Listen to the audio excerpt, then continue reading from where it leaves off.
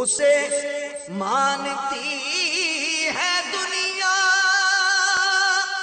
उसे ढूंढती है मंजिल, उसे ढूंढती है मंजिल।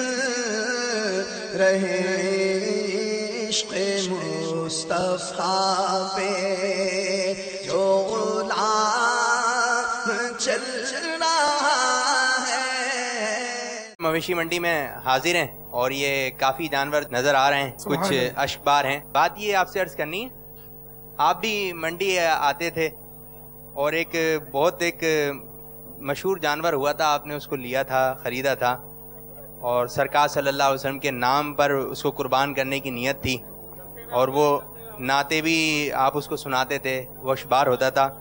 अगर उस जानवर का किस्सा जो है अगर सुना दिया जाए।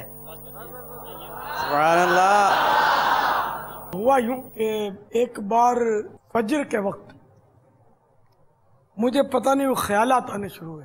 7 हिस्से वाला जानवर लेते हैं, बोलते हैं कि एक हिस्सा तो मेरा, एक बच्चों की अम्मी का, तो एक फुला बेटे का, तो एक गुड्डू का, तो एक पप्पू का, और अगर अब भी बच गए तो मरहुमा दादी जान का हिस्सा, मरहूम दादा जान का हिस्सा।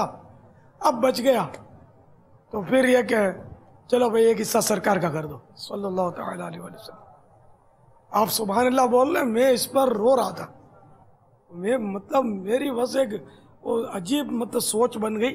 मैंने कहा यार ये क्या, यानी हम सब अपने हिस्से मजे से बांट लिए, अब बच गया तो ये सरकार का, ये क्यों? मेरी धुन चढ़ गई। मैंने बोला नहीं यार ये गलत कर रही है लोग जो ऐसा करते हैं। मेरे पास पैसे होते ना तो मेरा बस चलता तो सबसे बेहतरीन जानवर मंडी का मैं उसको खरीदता और उसको सरकार सल्लल्लाहु तआला अलैहि वसल्लम की बारगाह में पेश करता, सरकार के नाम का। सबसे बेहतरीन भी हम क्या पेश कर सकते हैं, हम तो अल्फाज तो पेश करते ही हैं। क्या पेश करे जाना, क्या चीज हमारी है, क्या नजर करे जाना, क्या चीज हमारी है। ये दिल भी तुम्हारा है, ये जान भी तुम्हारी है। सोना ये दिल भी तुम्हारा है, ये जान भी तुम्हारी है। तो जब हम अल्फाज तो ये पेश करते हैं कि दिल भी तुम्हारा, जान भी तुम्हारी है, और जब जानवर लेते हो 7वां हिस्सा वो भी जब खानदान में से बच जाता है तो हम ये सरकार की नजर करते हैं। ये नहीं होना चाहिए। पूरा सबसे बेहतरीन दुनिया का जानवर जो वो बारगाह रिसालत में पेश कर दें, फिर भी हक ये है कि हक अदा ना हुआ। शुक्र करम का भी अदा हो नहीं सकता, दिल तुम पे फिदा, जाने हसन तुम पे फिदा हो। इसका कतरा ताजा ताजा चमक रहा है। इनमें भी बड़ी कहानियां होती है जानवरों की भी, इनके अंदर के भी अपने अपने एहसास होते हैं बाज जानवरों के। तो बहरहाल ये कि मेरे वो जज्बात देखकर एक ईसाई भाई को जोश पैदा हुआ और उन्होंने मुझे, मैंने सवाल नहीं किया था, मुझे रकम पेश की, ये आप कबूल करें, ले लें। उन दिनों की बातें बहुत पुरानी बात हो गई है। ये कह सकते हैं दावत इस्लामी के शुरुआत का दौर इसको कह दीजिए। आपको तो याद भी नहीं होगा, आप छोटे थे जब। अच्छा वो याद है आपको, आज छोटे थे बच्चों को ये तो याद रहते हैं ना, लेकिन हिलाल से बड़े थे। बहरहाल वो रकम लेकर हम, पता नहीं ईद का दूसरा दिन था या क्या था, या लालू के 10 नंबर पर भी एक मंडी लगती थी, याकताबाद 10 नंबर शायद बोलते हैं। उस मंडी में याद पड़ता हम वहां पहुंचे तो एक बड़ा जानवर, उस पर मेरी नजर ठहरी। मंडी में ऐसा लग रहा था कि सबसे उम्दा जानवर अब ये बचा है, और इस पर बोलियां लग रही थी। तो हम भी 2-3 दोस्त थे, हम जाके खड़े हो गए। मेरा हुलिया तो आप देख ही रहेंगे, मुझे देखकर कोई पार्टी तो नहीं समझ सकता कि ये कोई पार्टी है, मालदार आदमी है, ये कोई खरीद लेगा जानवर। और जानवर भी सबसे कीमती, और उस पर बड़े बड़े सेठ बोलियां लगा रहे थे। ऐसा लग रहा था कि पार्टियां थी कुछ, ये हिसाब किताब कर रहे थे, ये एक दूसरे को कान में बोल रहे थे। अब हम भी खड़े हुए थे, लेकिन वो बेचारा बेचने वाला जो था ना, वो सेठों के जेलबों में गुम था। मेरे से रहा नहीं गया। मैंने कहा भाई हम गरीबों से भी बात करेंगे। तो वो सही आदमी था बेचारा, बोला फरमाइए। मैंने कहा क्या मांग रहे आप? तो उसने वही स्टाइल से मेरे कान में कोई रकम बताई, मुझे याद पड़ता। मैंने कहा 12वीं शरीफ की निस्बत से 12,000 में देंगे आप, ताकि 12वीं वाले की बारगाह में पेश कर दिया जाए। तो दूसरे कम लगा रहे थे उस वक्त दाम, पार्टियां जो थी। बोले यार ये पार्टा कैसे आ गया, बिल्कुल पटीयर जैसा नजर आ रहा। और फौरन रस्सी पकड़ ली उसने, अल्लाह पकड़ लिया हमने। हम लेकर उसको चले। बाद में वो कोई पार्टी मुझे मिल गई थी जो मैं जानता नहीं था, वैसे ही मिल गया। मौलाना तुम तो कमाल के आदमी हो, तुम वो कल क्या मंडी में आ गए थे, वो तुम्हारे उस जानवर का सौदा करना, मंडी का भाव तेज हो गया था। खैर वो जानवर हम ले आए। अब वो था अजीबो गरीब, बहुत शरीफ, शराफत की मिसाल क्या दूं उसकी। इतना शरीफ जानवर जिसको अपने मुबालगा कर बच्चा ये पकड़ लेना, उसके साथ भी चल पड़े। अजान दो तो चारा पानी रोक कर और किबला रू तरकीब उसकी बन जाए, और उसके पेशाब करने के अपने अंदाज थे। अब वो सारा याद नहीं है। और नात शरीफ पढ़े तो उसकी आंखें नम हो, आंसू बहे, इस तरह के उसके अंदाज थे।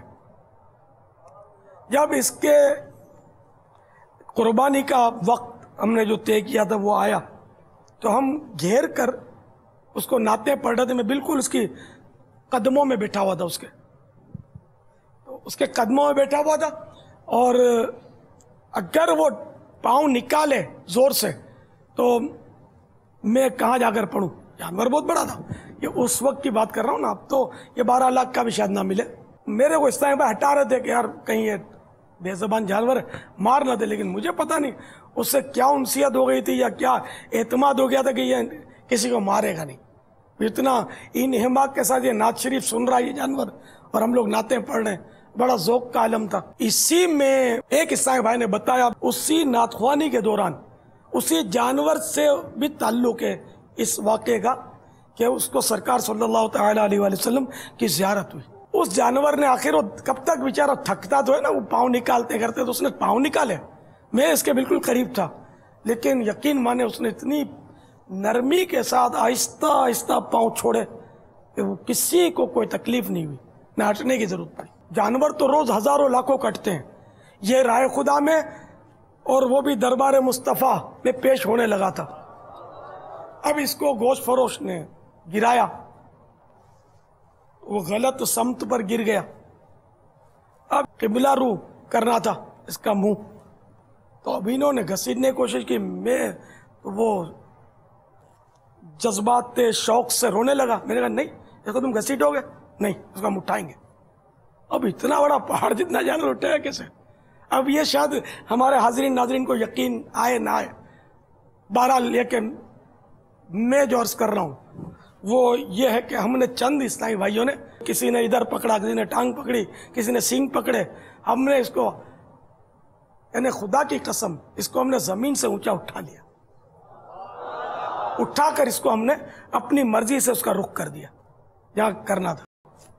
ये एक नई बात है, इसलिए मैंने आपको कसम खा के बताया कि ये जानवर, मुझे भी हैरत है कि यार एक मुर्गी उठाना मुश्किल है, इतना बड़ा पहाड़ जितना जानवर हम चंद ईसाई भाइयों ने मिलकर उठा लिया इसको जमीन से, और इसको रुक कर दिया, घसीटने नहीं दिया। फिर इसको मैंने ज़बहा किया। उस वक्त तो ताकत अच्छी थी, मैंने छुरी फिराई उस पर, तो ये बड़ी आसानी से ज़बहा हो गया। कोई इसने तकलीफ नहीं दी, किसी पर खून नहीं उड़ाया। यहाँ तक कि ये यूं कहिए कि इस तरह यूं अश्कबार आंखें पूरी खोल दी उसने, और मुझे देखे जा रहा था। ये सब कियास आ रही हैं, तो इस पर एक ईसाई भाई बहुत समझदार थे, उन्होंने वैसे ही वो एक अपना जुमला कहा खूबसूरत। उसने कहा कि ये देखो तुम्हारा शुक्रिया अदा कर रहा है कि मुझे बारगाह रिसालत में तुमने पेश किया है, सरकार के नाम पर इसको ज़बह किया।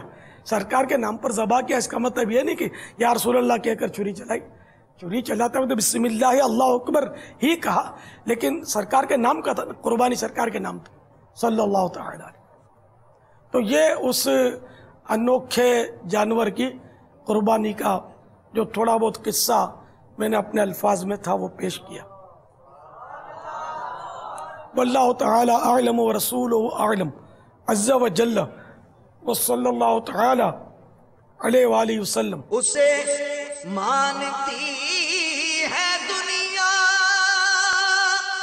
उसे ढूंढती है मंजिल, उसे ढूंढती है मंजिल, रहे इश्क़े मुस्तफ़ा पे जो गुलाम चल रहा